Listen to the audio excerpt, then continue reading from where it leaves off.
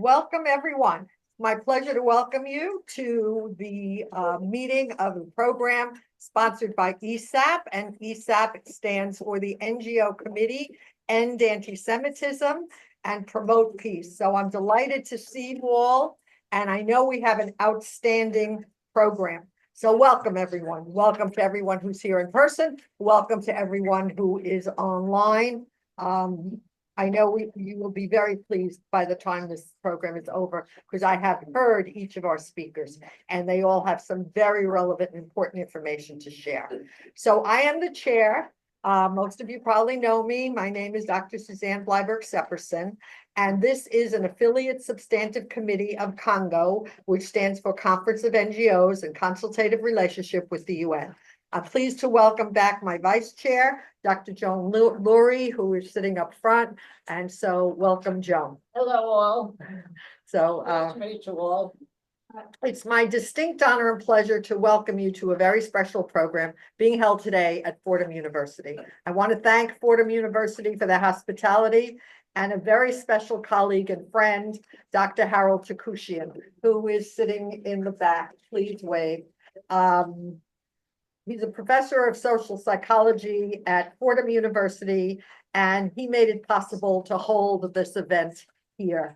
I've known Harold for many, many years, and we're very, very grateful to him.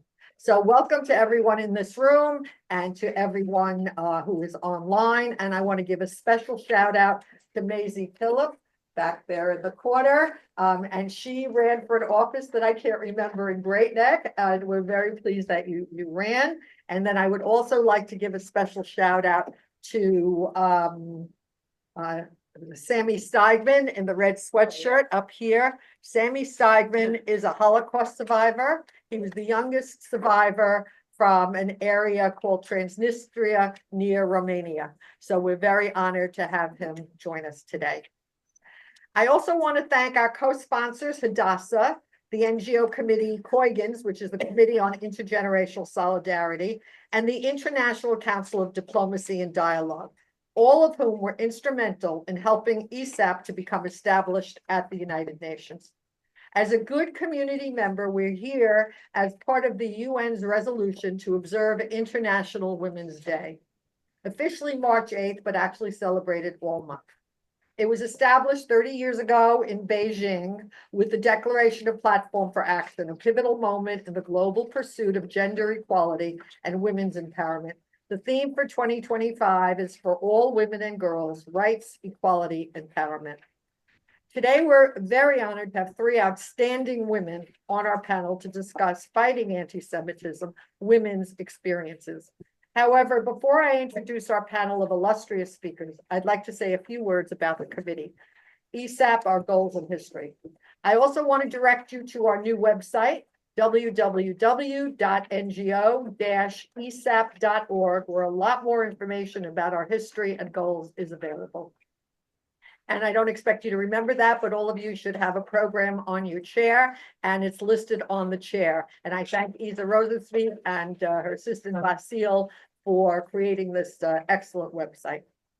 So now the UN has a very mixed history when it comes to anti-Semitism and the treatment of Israel.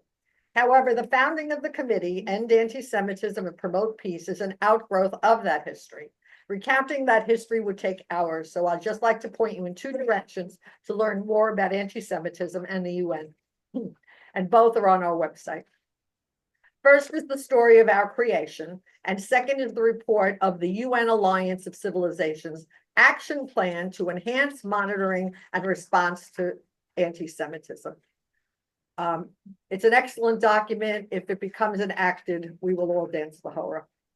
Very briefly, EASAPP became an affiliate substantive committee of Congo in consultative relationship with the UN on April 27th, 2023 at a meeting in Vienna, which was convened to celebrate the 75th anniversary of the establishment of Congo.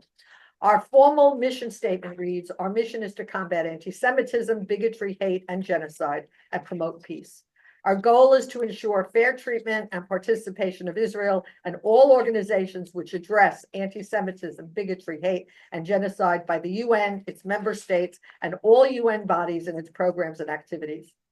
And again, we will employ advocacy, education, and communication among government missions, committees, non-government organizations, and interested individuals supporting an end to anti-Semitism and the promotion of peace in accord with the principles of the UN Charter. We invite you to join our mission, and if you're not already a member, and if you want to be a supporting member, there should be a sheet going around, or if you want to write on the back of your program, just make sure I get, the sheet is going around. Make sure I get your email address and your name, and we will add you to our mailing list. So now it is my honor to introduce our distinguished panel to you.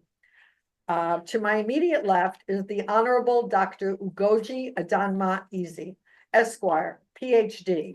She earned her law degree in London and is a barrister at law of the Honorable Society of Gray's Inn, London, and a member of the New York City Bar Association, the African Bar Association, Nigeria Bar Association, the International Association of Jewish Lawyers and Jurists, American Association of Jewish Lawyers and Jurists, American Society for Public Administration, and chair of the Human Rights and Constitutional Law Committee of the African Bar Association. Barrister Eze has produced many programs at the UN. She is a counterterrorism expert and a national security analyst. Her areas of expertise are cybersecurity and global counterterrorism, artificial intelligence, cybersecurity, and data privacy. Her work often has been recognized by the New York City Bar Association, and on International Women's Day at the 2023 4th Annual International Law Conference on the Status of Women, she received the Huntington Hero Award Lifetime Achievement Award. We are very honored to have her join us. So welcome. Before we begin, I want to tell you about our other equally distinguished panelists. We are equally honored to have Ms. Ellen Finkelstein, who's right next to her, the CEO of Hadassah, join us today. Ms. Finkelstein partners with Hadassah's national president to build on Hadassah's many achievements, including the renowned Hadassah Hospital, helping to increase Hadassah's impact across the globe. Personally, as a life member of Hadassah and a reader of their excellent magazine, I continue to be awed by what Hadassah set out to accomplish and regularly continues to achieve. Prior to joining Hadassah, Ellen served at Yeshiva University as Chief Strategy Officer in the Office of Institutional Advancement, playing a pivotal role in shaping the institution's growth and outreach. Her areas of expertise include annual, corporate, and foundation relations, alumni services and engagement, event fundraising, community engagement, and philanthropy marketing and communications. She built a strong foundation in strategic thinking and business development as an advisor to a Fortune 500 clients at Accenture Consulting, and then to the Jewish nonprofit sector, holding various roles at Kaplan JCC on the Palisades, Jewish Federation of Northern New Jersey, and Jewish Family and Children's Services. EASAPP looks forward. Okay, something is wrong. Just somehow. Okay. EASAPP looks forward to learning from Ms. Finkelstein and her admirable record of achievement, and we have a lot to learn. Thank you. CEO Finkelstein is a graduate of the University of Virginia, and she will present the Hadassah Report, From Fear to Resilience, Women Facing Anti-Semitism.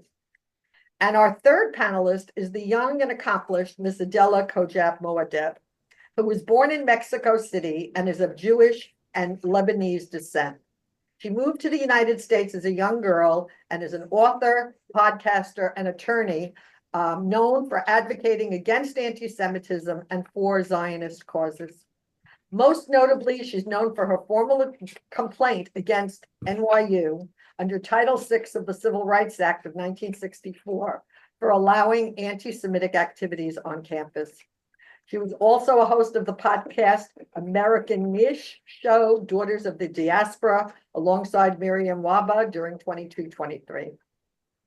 Ms. Cojab attended NYU and graduated from the Gallatin School of Individualized Study with a degree in Middle Eastern Diaspora Studies in 2019.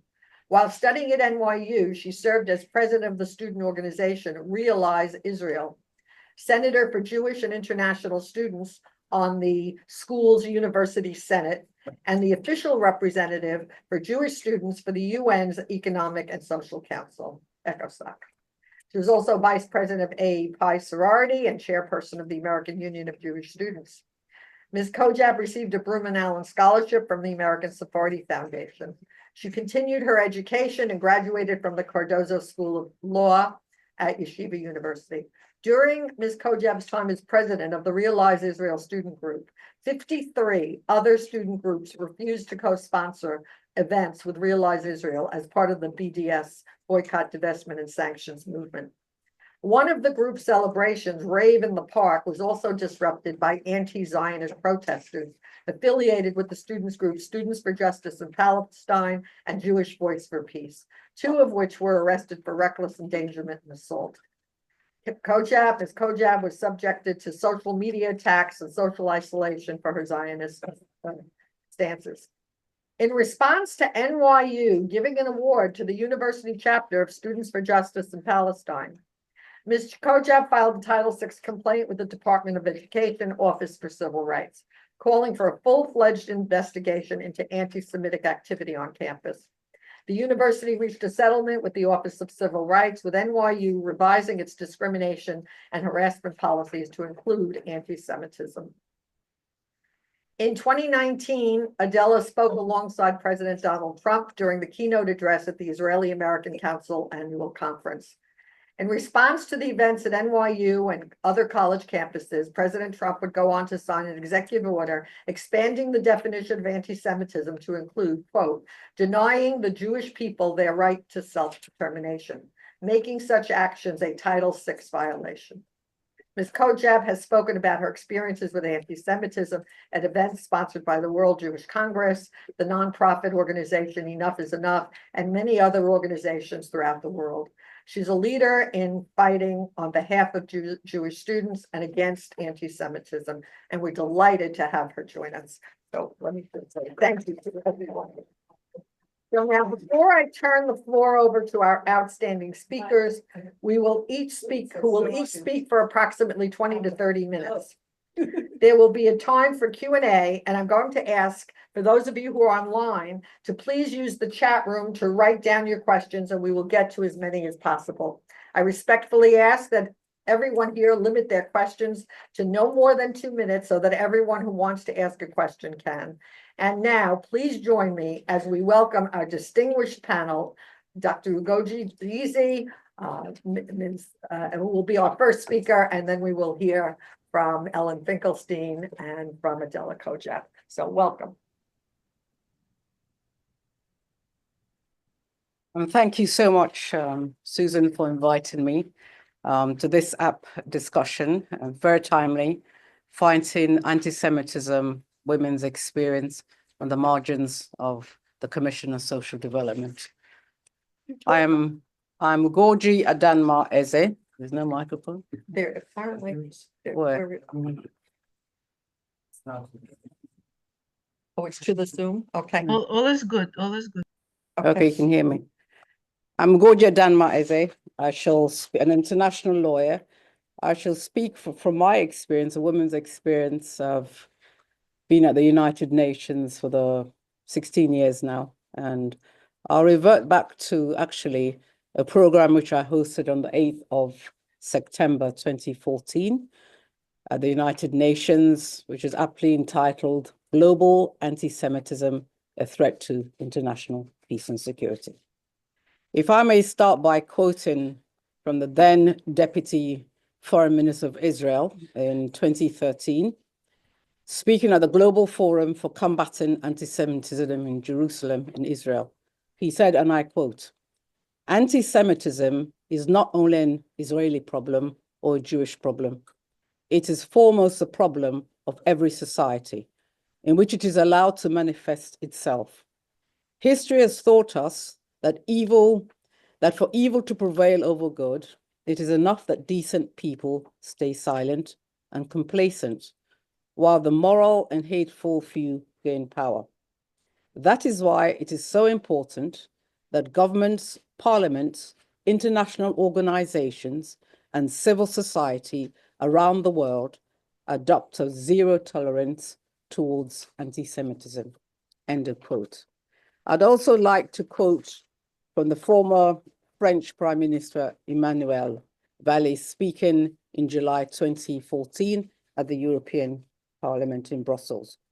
He said, and I quote, "Traditional anti-Semitism, this old disease of Europe, is joined by new anti-Semitism that cannot be denied or concealed, that we must face. It happens on the social networks and in workers' neighborhoods, among ignorant young men who hide their hatred of Jews behind a facade of anti-Zionism or hatred of the state of Israel." End of quote. Distinguished guests, ladies and gentlemen, standard on all existing protocols, where I may start. The emergence of the new anti-Semitism in Europe is indeed a threat to international peace and security. From Africa to Europe, anti-Semitism is on the rise. There's a need to confront anti-Semitism where it exists and to, above all, to prevent it from spreading. It is imperative for all wishing to live in societies that they are free from hatred. Diversity is indeed the source of immense economic value. If not managed effectively, it can bring the world to its knees. Different perspectives and contribution enables the global community to reflect on their different views and opinions, and above all, to reach a better understanding. Diversity is no longer thought of in terms of the law of compliance. The 21st century sees diversity as an issue of merit and merit only. Heterogeneous views and opinions that value diversity indeed has tremendous impact. Terrorism, which is linked also to the rise of anti-Semitism, is a dynamic, mutable phenomenon. It transforms, shapes, adapts, and sheds guise, adapts itself to the constant changes of the day, and above all, to the local and global trends. It is on the rise. And the fall of ideologies, technological developments, and the particular interests of regimes, states, and superpowers.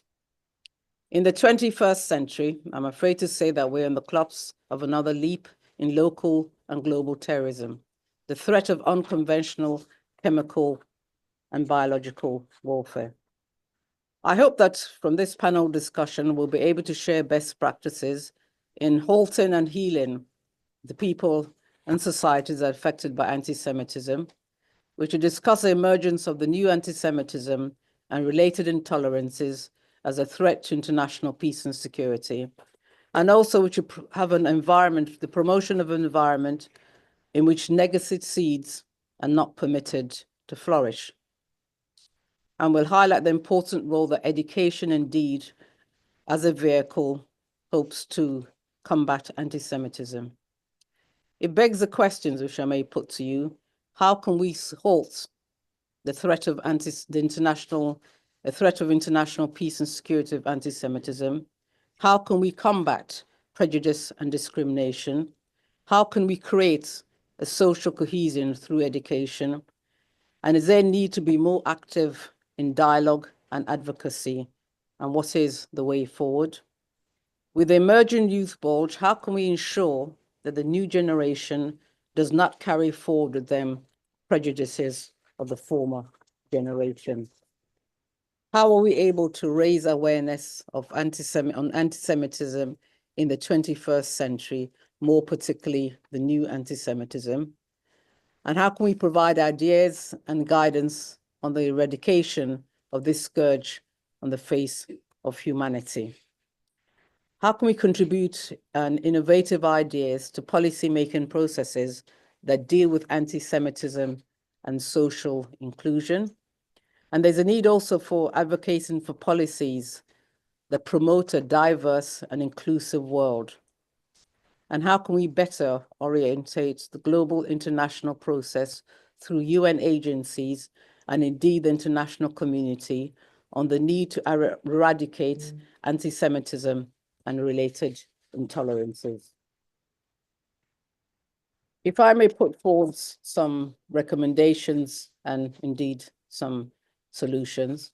Firstly, develop an adequate hate crime legislation, improving enforcement mechanisms, educating diverse populations group about xenophobia and anti-Semitism, also isolating extremist political parties, building coalitions among ethnic and diverse religious groups, developing a better mechanism to confront extremist political messages, unifying the methodology of collecting data, alerting internet service providers about the expression of hate and anti-Semitism, and encouraging them to enforce terms of service.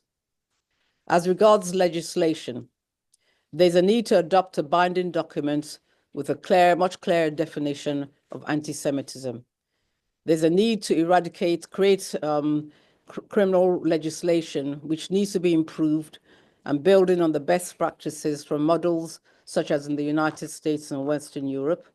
The establishment, I believe, of an ombudsman institution for combating anti-Semitism, and it has been effective and should be expanded.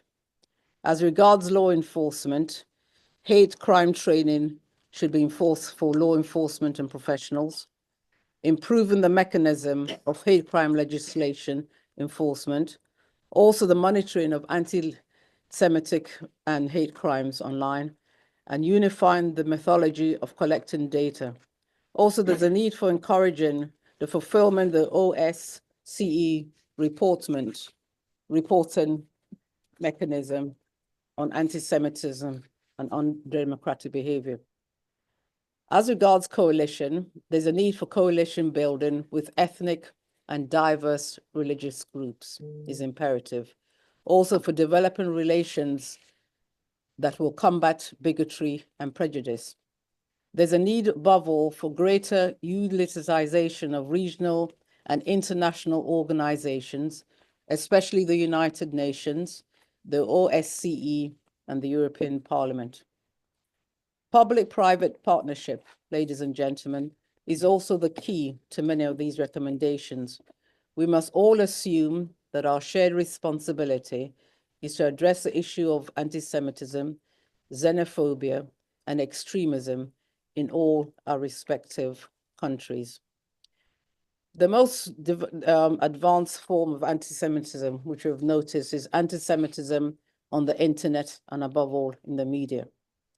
The following are significant factors which must be taken into consideration when dealing with anti-Semitism on the internet and the media, namely timing, empowerment, moderation, identity, and social impact.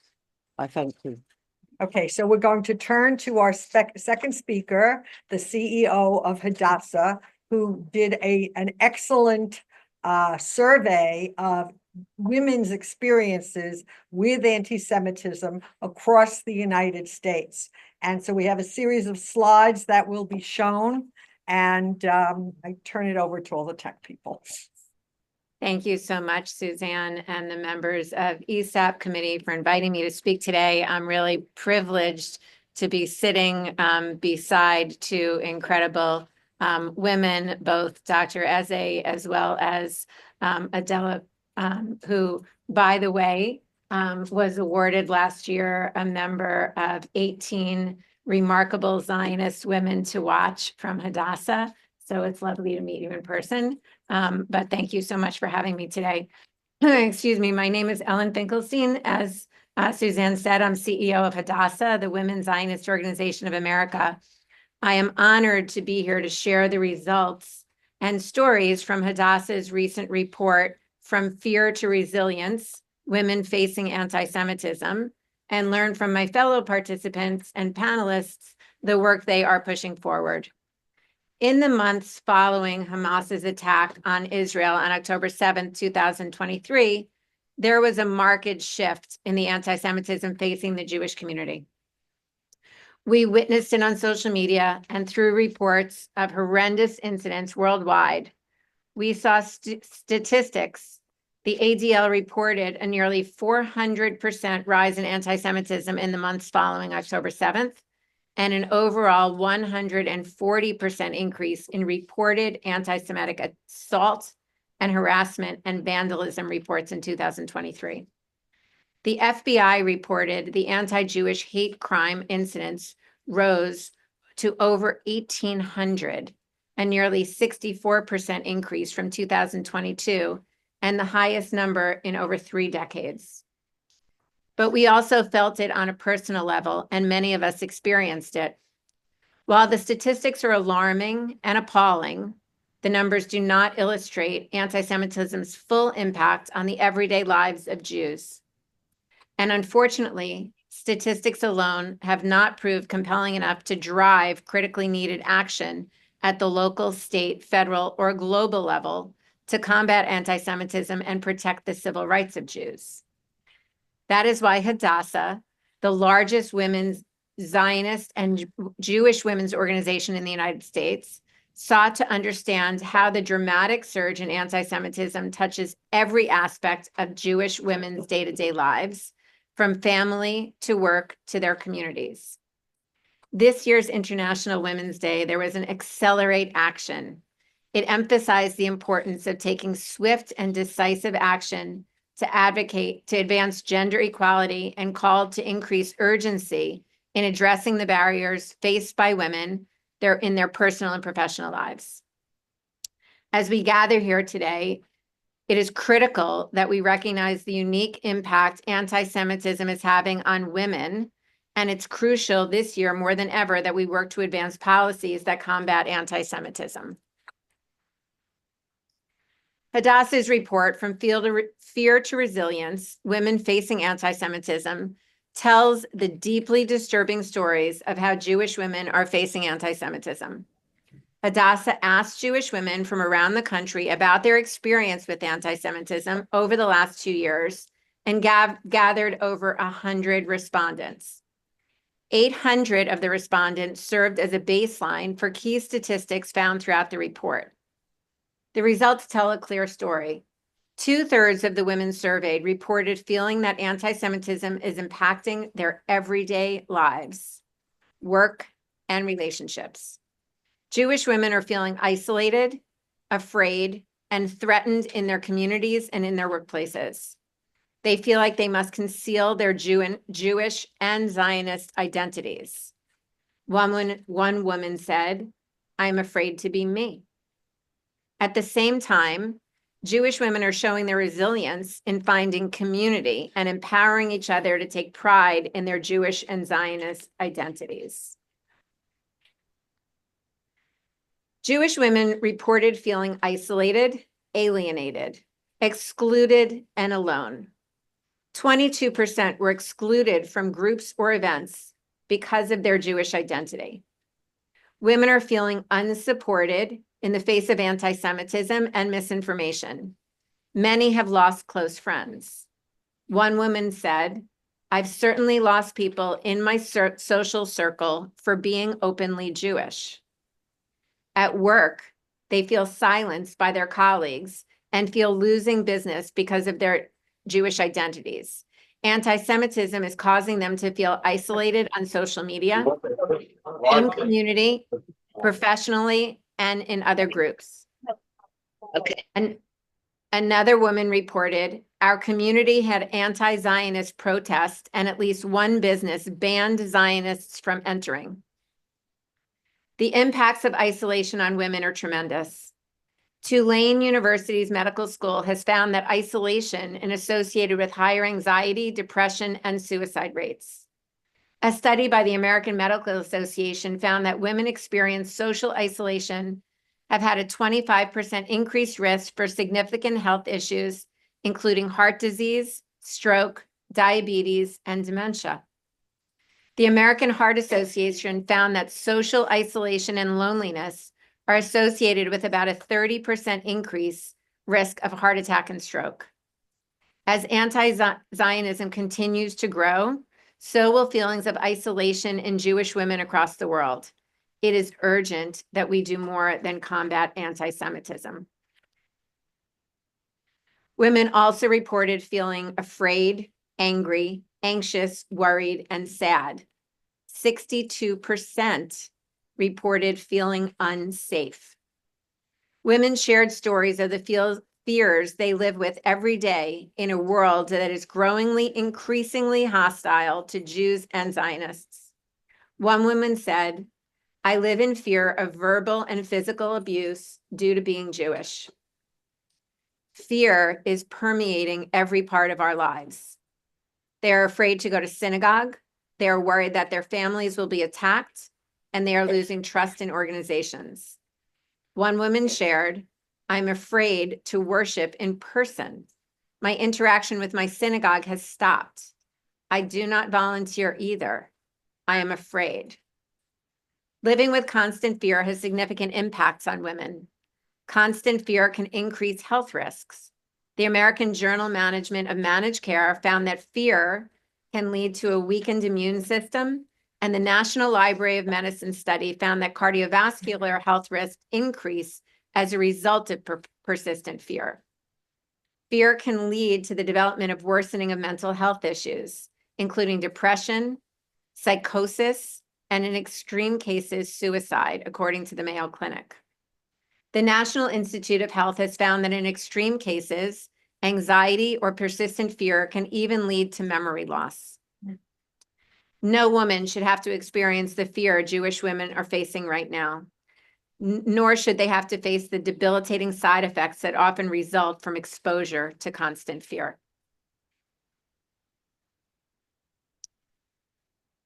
Disturbingly, over 50% of women shared that they felt it was necessary to take steps to mask their Jewish identity.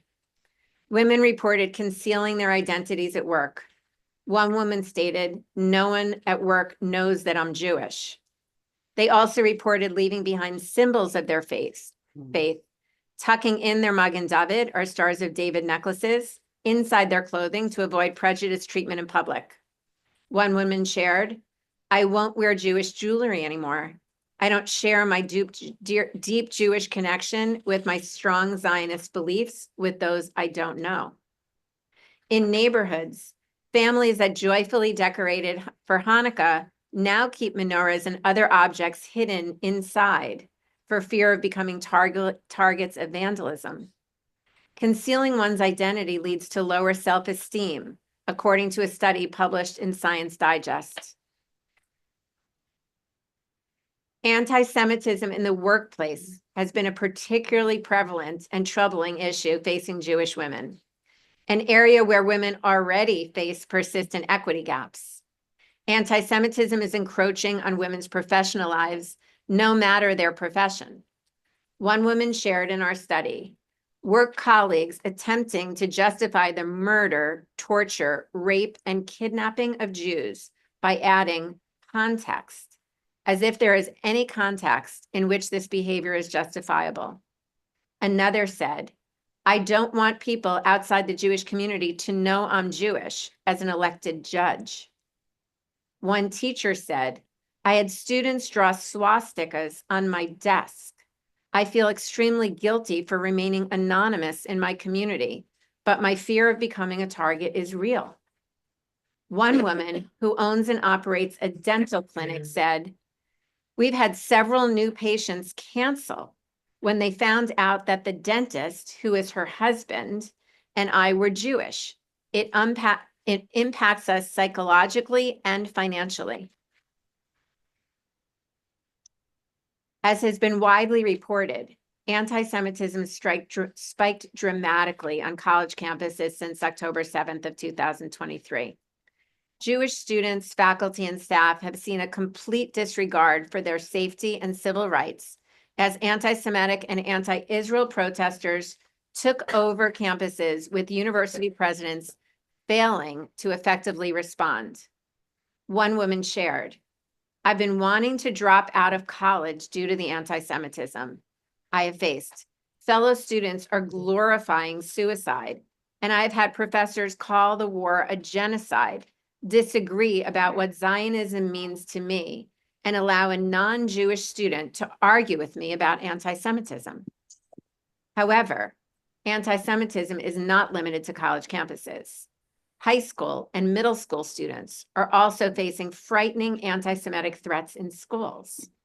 One woman reported, "Our grandson at high school found a whiteboard in the school's common area with "Death to the Jews" and "Death to Israel." Another said, "My 12-year-old grandson was told by students at his middle school that he belongs in the ovens. He feels very unsafe now, and the principal has not really addressed this issue." Also disconcerting, many schools are promoting dangerous anti-Semitic, anti-Zionist, and anti-Israel misinformation. There have been numerous anti-Semitic incidents in my neighborhood, and our local public high school has spread misinformation about the conflict to students. Even in the face of escalating anti-Semitism, many Jewish women are determined to not let hate govern their lives. They are finding empowerment and resilience. They are standing up, speaking out, and building community. While many said that they are hiding their Jewish or Zionist identities, some are purposefully choosing to wear their Magen David, proudly displaying their mezuzah on their doors or their menorahs in their windows and flying their Israeli flags. One said, "The more hate I encounter, the more I speak out, and the more I wear my star and show my Judaism. I refuse to let hate rule the day." Mothers are teaching their children what it means to be a Jew and a Zionist. Artists are finding new creative ways to express their Jewish identity. One woman shared, "I hope my boys are learning what it means to be a real mensch by watching how their parents and community are standing up to anti-Semitism." While women are feeling abandoned by friends, they're also finding empowerment and community and strength in new relationships with allies willing to stand with them and speak out against anti-Semitism. One woman shared, "How about my neighbors who sent me a note with what's going on in the world today? We want you to know that we support you. I gave the note to my rabbi." March is Women's History Month, and a couple of weeks ago, we celebrated International Women's Day. As we work towards gender parity, we must not ignore anti-Semitism's unique impact on Jewish women. You can see both the devastating impact of anti-Semitism and the importance of powerful personal impact that statements and actions that you and your groups have in these stories. Hadassah and our members are working to build community that educates and empowers women to find help and support. We are also speaking out and engaging in advocacy with organizations, institutions, and our local, state, and national governments to fight anti-Semitism. We deeply appreciate the opportunity to work with all of your groups to stand up to anti-Semitism and hatred at the UN and around the world. By being part of this committee and engaging in today's conversation, you are demonstrating your allyship. Your support is extremely meaningful to the Jewish community. Know that each time we speak up and show our values, we are helping women find power to be brave and resilient, and we are countering hatred. I am very proud of the work that's being done by the EASAPP committee and know that we can make a difference to protect the civil rights of the Jewish community. I encourage you to read our full report, to hear more about the stories women shared about facing anti-Semitism. You can scan the QR code that we'll provide or on the screen, or you can find it at hadassah.org/women's stories. I hope you will continue to speak out and to stand up to anti-Semitism. Thank you very much to the members of the board for having me here today, and I look forward to your questions. And now I want to turn to Adela Cojab. And I already told you about her illustrious background and activities. So let's please welcome Adela. So I wish I sent you an updated bio because that one was a little bit long-winded and a lot has happened since then. So let me walk you guys through it. Also, I know I'm a little bit far from the mic, so just a thumbs up that they can hear me on Zoom. Yes. You're okay. all good. You're all good. Perfect. All right, so hi everyone. My name is Adela, and you heard my family is Syrian Lebanese, modern Orthodox. They left Syria and Lebanon. They went to Mexico. That's where I was born. And then I grew up in Deal, New Jersey in a modern Orthodox community. I always heard about anti-Semitism on college campuses, never thought it would be something I would face. And when I showed up to NYU, my first 2 years were honestly wonderful. I had a radio show on WNYU radio. I was on student government. I was on the hall council. I really wanted to participate, to be in and of NYU, right down yonder, as they say. But unfortunately, my third year at NYU, everything changed. And it started with a mention of Zionism in the same category as Nazism and racism by the Minority Student Council. And when I reached out to my friends that I'd been working with for 2 years to talk about the statement they put out, they responded that they wouldn't speak to me because they don't speak to fascists. And that was the first time that my Zionism kept me from a space that I was previously welcomed in. But unfortunately, it wasn't the last. First, I met with the school to see what could be done. The school said, what do you want us to do? They can make any statement they want. And I said, for now, keep this on your radar because I feel something bigger is coming. Then I met with the Jewish community who wanted to publish a statement about their statement. And then I was called by a mentor who had been working in the Jewish community of NYU for over 20 years to tell me that publishing a statement would draw more attention to it, make it bigger, and spark a campus war, and that if I ignored it, it would go away.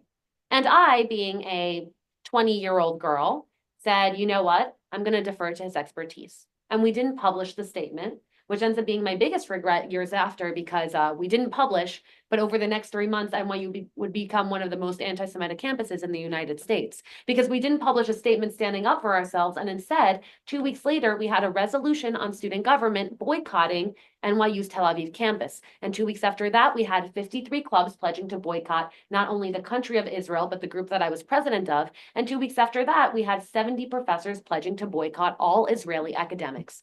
So if you were a Jewish student at NYU, no group would work with you. Your student government was against you, and you'd sit down in your class knowing your professor was openly boycotting you as well. We were socially, academically isolated. And leading up to Yom HaAtzmaut, as you heard, I met with the school again to tell them I was worried for student safety. Again, I was told I was overreacting. And the way the event kicked off was with an anti-Israel student burning an Israeli flag, another anti-Israel student that I had multiple classes with, assaulting and battering a Jewish girl, and NYPD stepping in to make arrests. And then the school promised me action. At that point, I was bullied out of student government. There were whole group chats dedicated to making fun of me. I was told by my professors in the Middle Eastern Studies department to stop attending class, and I had to take my final exams in a separate room. So my senior year, I didn't take classes in my major anymore.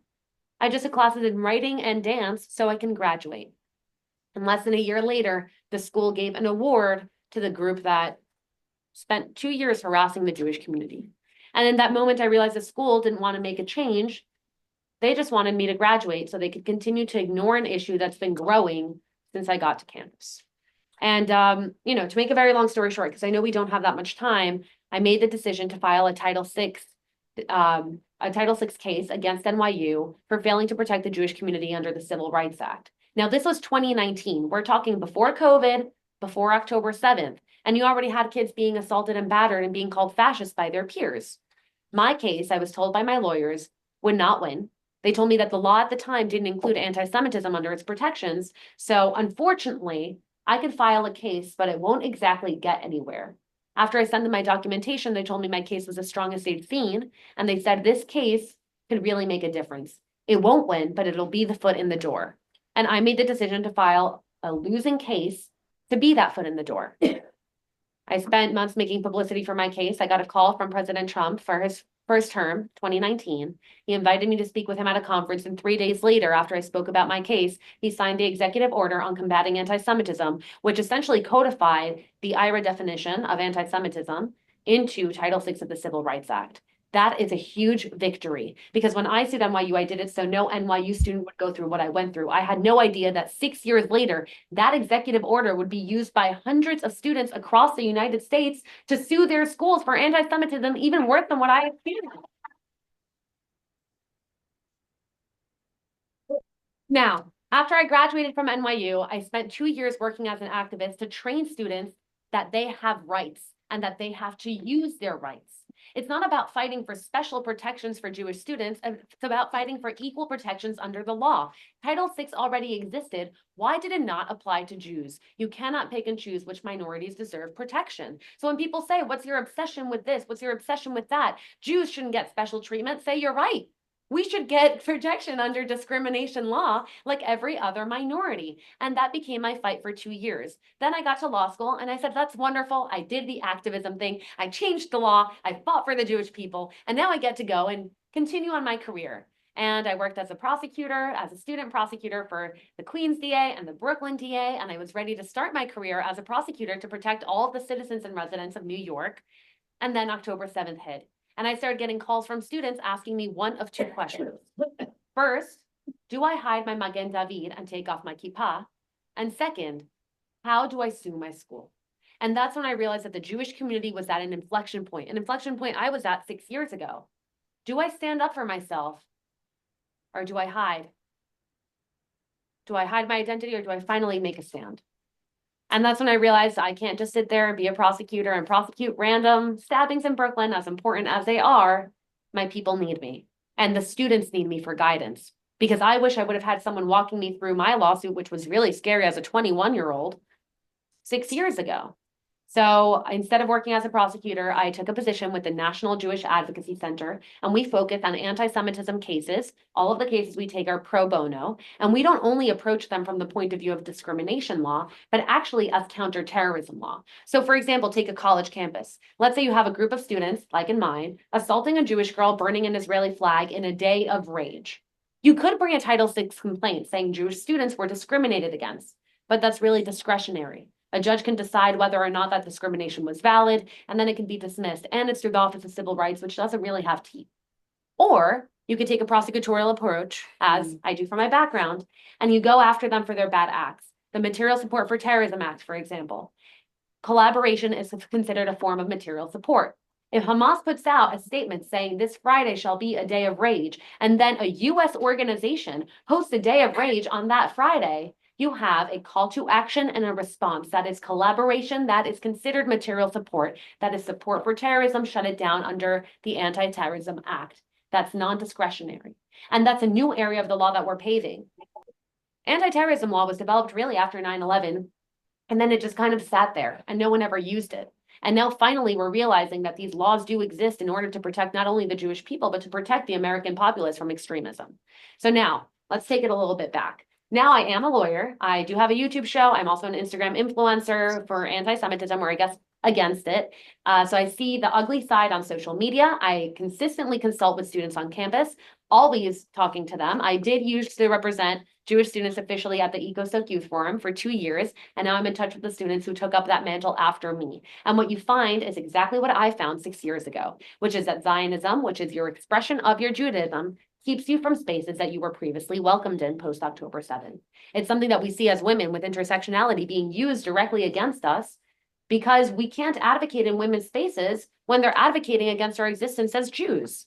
It's a failure of the intersectionality movements, right? When's the last time that you saw students linking arms to keep their peers from accessing school libraries? Let me tell you, it wasn't the people we were rooting for, and yet today we're rooting for the people who are excluding their own peers. How did we get to that point? And how did anti-Semitism become the biggest issue for our experiences of this time? Now, again, to bring it back, I've done a lot of really amazing work that I've been able to contribute to, that I've been able to witness, not only on the legal end, but on the policy end. And going back to what you said, the first thing we need to do is define anti-Semitism on an international level. Why? Because even if your approach with anti-Semitism, if you don't have a definition on how to fight it, how to recognize it, how are you supposed to fight it? And when your definition differs from the experience of the overwhelming majority of Jewish people, and that definition wouldn't encompass what they face as anti-Semitism to be anti-Semitism, then what are you fighting? So that is always a very first step, definitions. The IRA definition has been accepted by not only the US Department of State, but 38 different states here in the United States. It has 13 examples of what is considered anti-Semitism. And those examples show you how anti-Semitism changes and shifts with the times. Without examples of what's considered anti-Semitism, the words are just empty. And that's why we need to adopt the IRA definition on an international level, not just here in the United States. Now, the second thing, I'm very heavily involved with the Abraham Accords. I actually just got back from the UAE 3 days ago. And I've done 2 different summits. One I did in Berlin, which was about the denazification of Germany through the Abraham Accords, right? How did Nazi Germany within 1 generation go from Nazi Germany to a country that stands up for Israel at the UN when most countries don't? And the reason they were able to get there was because of de-radicalization, which was number 1, identifying ideas as radical, and number 2, tearing those ideas down and replacing them with the 3rd step, which is re-education. Here in the United States, the issue is that anti-Semitism is being preached from the ivory towers of every university. We cannot have a process of de-radicalization when radicalization is being indoctrinated. I actually testified about this at the United States Senate 2 weeks ago. When they asked me about what's happening on college campuses, I spoke, of course, about anti-Semitism. And then I said, but if you think that anti-Semitism is the only issue, realize that anti-Semitism and Jews have forever been the canary in the coal mine. And when you have an issue when it comes to anti-Semitism, it means that something much bigger is coming. And this is the time to stand up, because it didn't take long for them to stop burning Israeli flags and start burning American flags on those very same campuses. And it's about time that the Western world realizes that radical ideology on the left and on the right will be the downfall of our civilizations. And with that, I'll open for questions.